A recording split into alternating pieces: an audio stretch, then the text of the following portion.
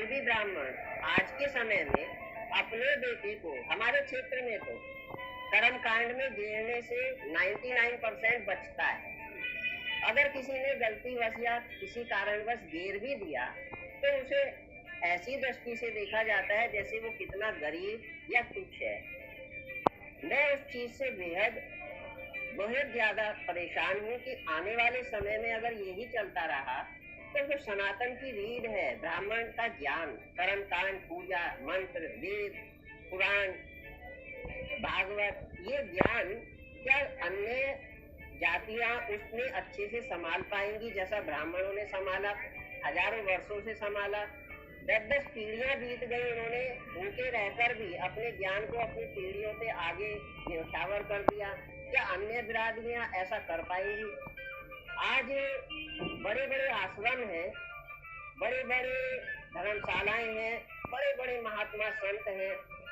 किसी ने अपने को महामंडलेश्वर कहना शुरू किया है तो किसी ने गुरु, किसी ने बाबा, किसी ने जोगी, किसी ने फकीर। क्या वास्तव में उनका ज्ञान पीढ़ी दर पीढ़ी चल पाएगा या चल रहा है? या जो हजार हजार करोड़ के मालिक बनकर अपने को संत कहलवा रहे हैं, क्या उन्हें वो ज्ञान है जो ब्राह्मण पीढ़ी दर पीढ़ी अपने बच्चों को देता रहा है? इसी विषय को लेकर मैंने मुख्यमंत्री आदित्यनाथ, अपने आदरणीय प्रभु तुल्य जो सनातन के आज रीढ़ की हड्डी बनकर सामने आए हैं, उनको एक पत्र लिखा है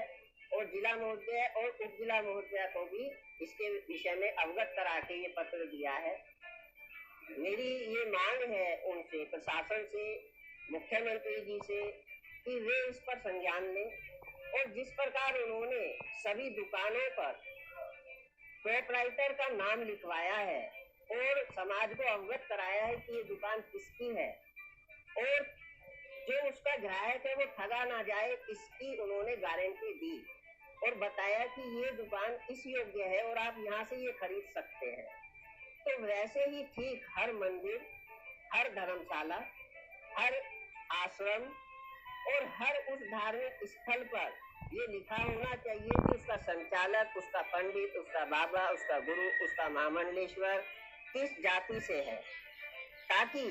उसका जो चोला हर हाल में ब्राह्मण को इंगित करता है वो दूषित ना माना जाए। अगर कल को वो कोई अवगुण या बहुत ज्यादा धन लोलुपता के कारण हजारों करोड़ की संपत्ति कर लेता है और उसकी बिरादरी अलग है और अगली पीढ़ी में वो ज्ञान देता ही नहीं है, बल्कि धन्ना सेठ बनकर केवल वहां पर धन कुबेर बनकर बैठे हुए हैं, जबकि ब्राह्मण भूखा रहकर भी अपने कर्मकांड को करता है। आज 60% ब्राह्मण समाज बेरोजगार है, लेकिन फिर भी वे वो कार्य नहीं कर रहे हैं जो अन्य बिरादरी उनका चोला ओढ़ के करते हैं। मैं ब्राह्मण समाज को भी जागरूक करने के लिए कहना चाहूंगा कि वे इस मुद्दे को जन जन तक पहुंचाएं और जो पूरे विश्व में उन्होंने भारत को एक अमिट छाप दी हुई है, वेदों का ज्ञान, पुराणों का ज्ञान जो उन्हें कंठस्थ है और उन्होंने अपनी पीढ़ियों को दिया है, वो उसे आगे बढ़ाएं और साथ में इस बात की डिमांड सरकार से करें कि हर बिरादरी अपने सरनेम को लिखेगा। अगर वो ब्राह्मण समाज के कर्मकांड को करके पैसा, ख्याति, नाम और सब कुछ कमा रहा है तो वो अपनी बिरादरी क्यों छिपा रहा है और ब्राह्मण को तुच्छ माना जा रहा है, जबकि वो अपनी जगह अपने कार्य करता रहा है और कर रहा है और मजबूर कर दिया गया है ब्राह्मण को कि वह अपना कार्य छोड़ दे, क्योंकि वह अपने को पैसे से ज्यादा ज्ञान पे तोलता है। अंग्रेजों का काल रहा हो या